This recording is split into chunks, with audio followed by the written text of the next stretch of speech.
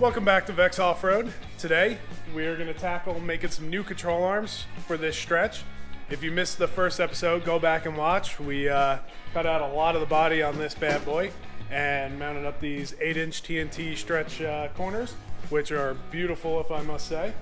So stick around. We're going to do a little bit of fabricating, a little bit of cutting, a little bit of welding, and we're going to get some control arms in this and hopefully cycle it up and down and see what else is needed to mount these coilovers and get this thing back on the road. Stay tuned.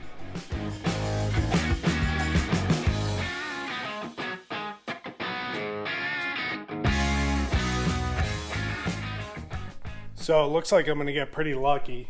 One of the old lower arms is almost the exact right size to fit as the upper. Keeps a pretty good pinion angle and stuff. Now for the lowers, you could get fancy and do some math and measure the distance here with whatever you want here and subtract them from here to figure out your bar length and stuff. But I find it way easier to just assemble one joint, assemble the other joint, point them at each other, and then just measure from this bevel right here to this bevel right here. And there you go. No crazy math needed, no subtraction, no addition. Just write the number down. Keep it simple. Looks like 33.5 right on the nose.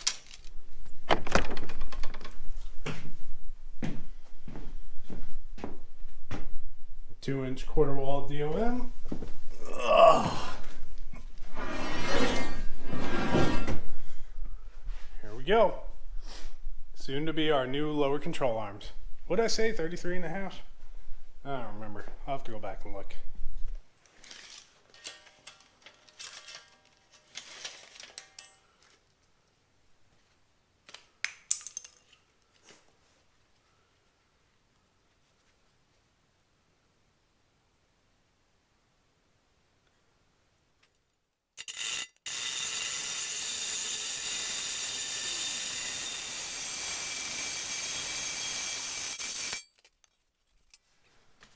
Right. There's one. Let's see how we did here.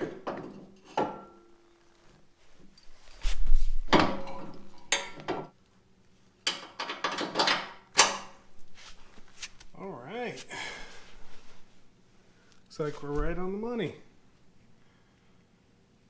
It's looking pretty good. All right, I went ahead and hammered out both sides here. Did the other side off camera because it's boring. You don't really need to see me cut a piece of tube twice. It's not really exciting. But we're gonna go ahead and flex this out for the first time.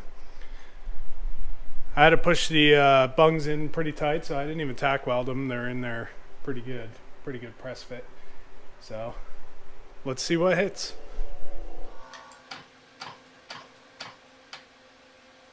Well, right off the bat, you can see the tail piece of the exhaust hits right away, but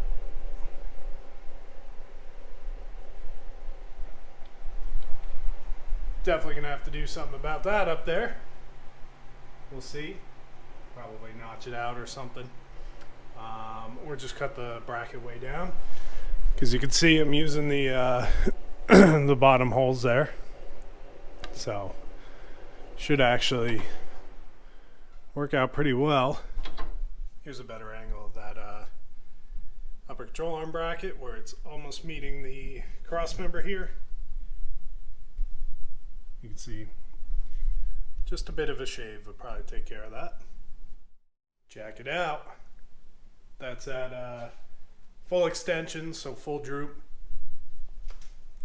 Slap the coil over in there just for mock-up. Control arms are in. This thing is looking pretty sick. That's pretty far droop on 12-inch coilover. I'll bust out the tape measure here in a second, but I think it's a little bit further than it was. I threw the rear bumper on just to get an idea. looks like I might actually get away with it. We'll see. I set this tape measure to, when I put it on the rotor hat, that's how far a 40-inch tire will extend out.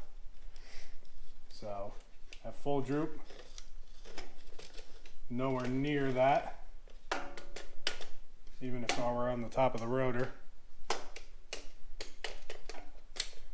Nowhere near it. It's looking pretty good. Let's see how far that is, center axle to the fender there.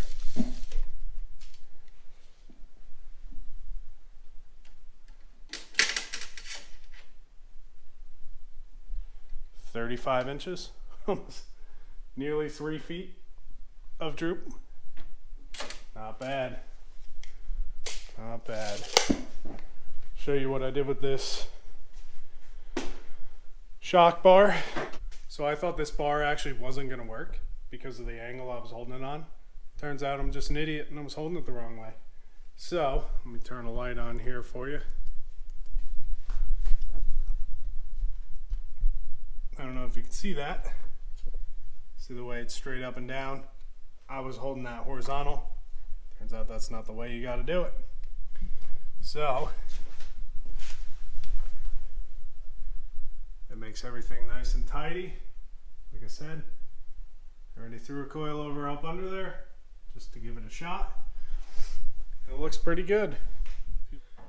I've been having this issue since I put the coilovers in the Jeep, but more so with this Ultimate 60 because the brackets are beefier. But you can see I chamfered this a little bit because the coilover runs from right here straight down to here, and on the way it's got to come around that track bar bracket. There you go, there's a better angle. So you can see on that shot, obviously the track bar is in the way. Even worse when you have coilovers and the outside diameter of the springs, I believe, is 3 inches. These are 2.0 coilovers. So I got to hack that apart, maybe move it closer to over the axle, on top of it. Obviously I can't go fully on top of it because then it'll never articulate, but move it closer to the tube of the axle. It sticks off pretty far. I really don't want to shorten it, but if I just shortened it, it would make life a whole lot easier, but really can't do that. So I'm probably going to have to go in with it, or well, in this case, forward with it.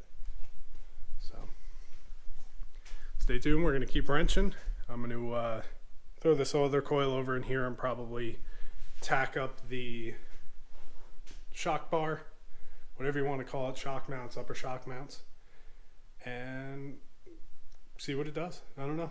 Maybe put it down under its own weight on the wheels and see what we're looking at. But let's get to it.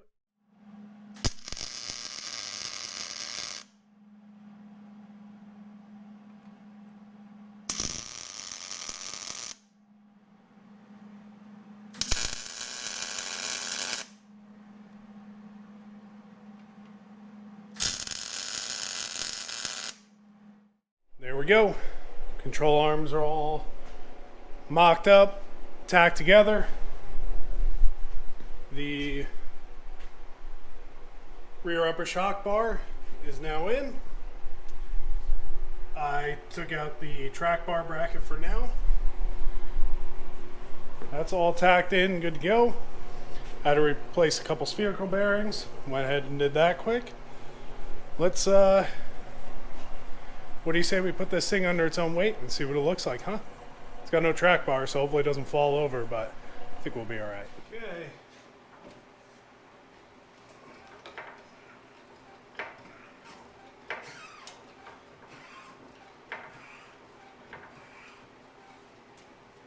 Let's throw some tires on too, why not?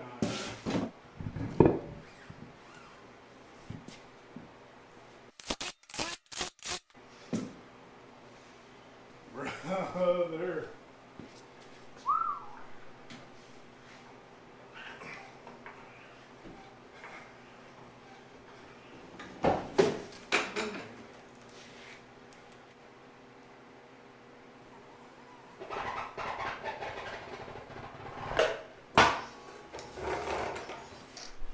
Yes.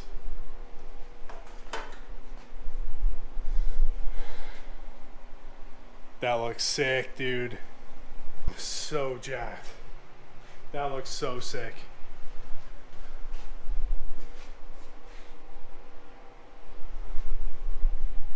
Oh my god. I wish I could pull it outside.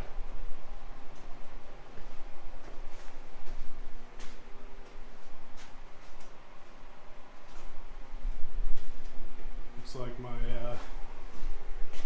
Bluetooth track bar has been off.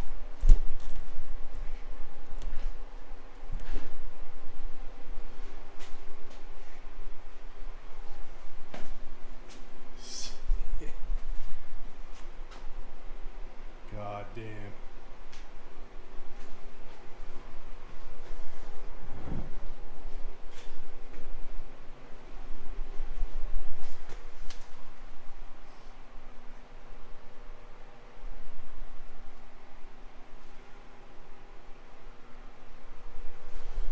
Freaking awesome.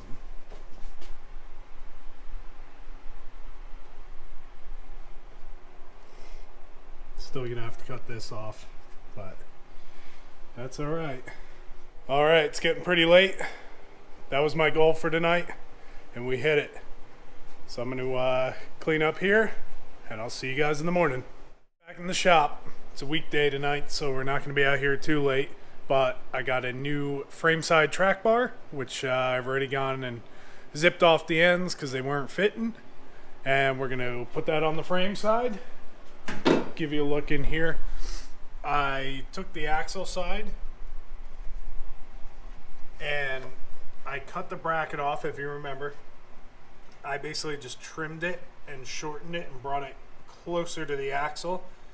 It's giving me a little bit of issue here, but we'll see once I get that frame side bracket on what happens. Well, it still got a cycle and everything. I went ahead and trimmed this down, so there's plenty of room here now. Still got to clean everything up and make it pretty and paint. But let's get this track bar bracket mounted up.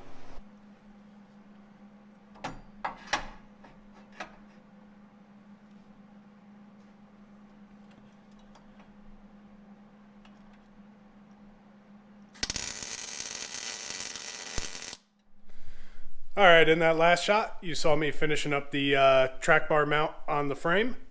Now I went ahead and threw the wheels back on. I took the springs off of the coilovers so we could flex it out a little bit.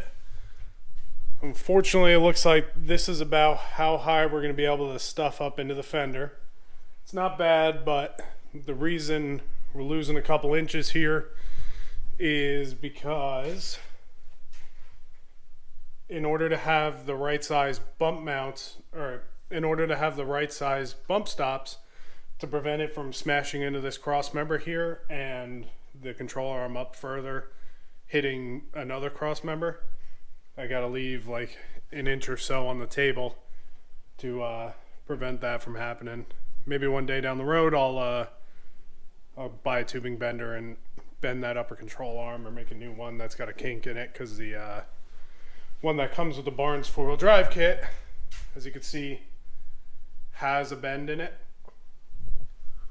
to make for that relief, obviously. And then I would just probably shave this down a little bit more, or just do a little C notch right here. Should probably do it now, but it seems like a lot of work for a little bit of gain. So here's what we're looking at full stuff. Obviously I can't get it full droop because my jack stands aren't tall enough, but that's drooping a little bit. Still probably a good 4 inches left on that coilover to droop down. But what's also looking good is these mounts. If I can take them off nice and carefully, I should be able to tack them on back here, and it gets us right where we need to be. So with that, let's throw you on a time lapse for a minute while I figure out how I'm going to surgically remove these bump stop mounts and tack them on a little bit further back. I'm going to start on this side just because I don't have to deal with the old track bar mount in my way, and then we'll flip around to the other side.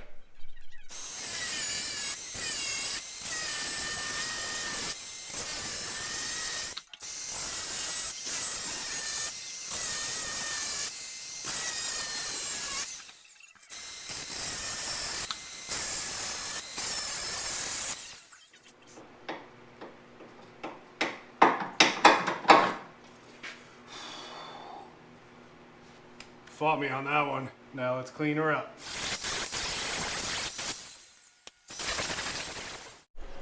All right, so I jumped ahead and got this bump stop mount all cleaned up and welded in, and my light just went out, but as you can see, it's looking pretty good. Cleaned up over here. Had a couple spots I dug a little bit too deep. It's fairly centered on the bump stop pad, but it's not gonna be perfect. And when I looked where it was hitting was pretty much right exactly there, so it worked for the last 30,000 miles, so it's gonna work for the next 30,000. I'm gonna jump over to the other side. I gotta deal with the track bar bracket and taking this bracket off. I'm probably just gonna cut right to the chase and not film it because I don't know, do you really want to see me struggling and cutting up a bracket? Probably not. So let's get to it. Alright, I went ahead and got this side all mounted up. See in here, not too bad on the welds. Got it hitting the strike plate. Everything's clearing through there. Same thing on this side.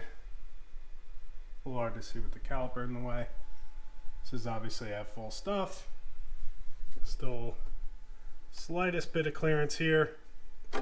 I'm sure on real hard bounces and stuff, it will probably crash into that cross member, but I don't really have a lead foot. I don't smash this thing and bounce it up and down and hit jumps with it, so I think we'll be all right. If not, I'll figure something out. I'll space up those bump stops a little bit and raise the rear. I don't know. But for now, it looks pretty good. I like it. I ran out of welding gas, so it's going to be a little bit. Probably pick up some tomorrow. And I think I can finish weld everything in. Like you saw on this side, I cleaned up both sides. Cleaned up both sides here. Had to put a couple tacks in there just to ground them flat.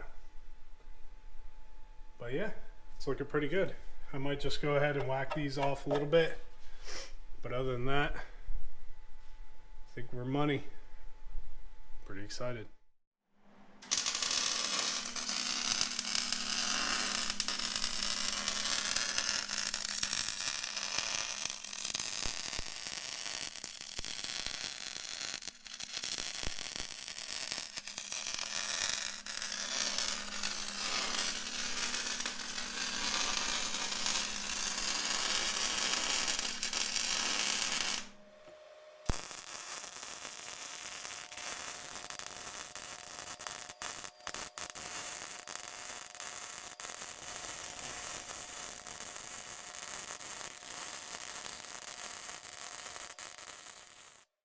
All right, I went ahead and put it back together as much as I could, but it's good enough to roll around out onto the driveway. I am so pumped how it's looking. I got to lower the rear a little bit. I don't have the hard top on it, so I set the coilovers a little bit too stiff, but we should be good to go. I painted everything under here, as you can see.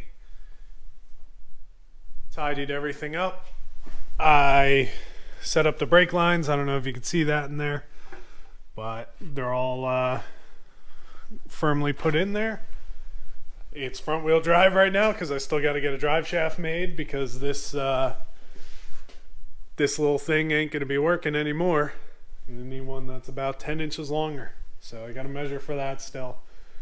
But look at this thing, huh? So much room here. Look at that departure angle. Still got to put the bumper on, but you can almost touch tire before you touch the back of this thing. Let's pull it out in the snow and take a look.